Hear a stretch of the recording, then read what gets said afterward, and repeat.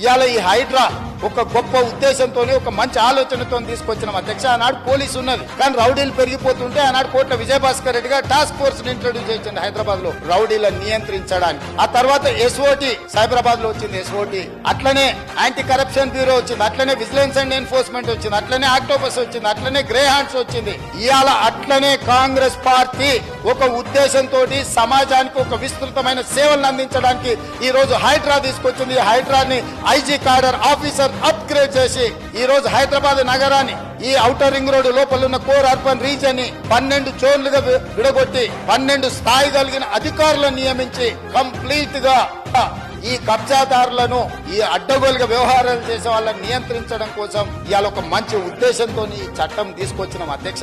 ఈ నగరానికి ఒక అద్భుతమైన బ్రాండ్ ఇమేజ్ క్రియేట్ చేయడానికి ప్రభుత్వం ప్రయత్నం చేస్తుంది. ఎందుకంటే ఈ రోజు చెరువులు కబ్జా పెట్టాలంటే భయపడాలి.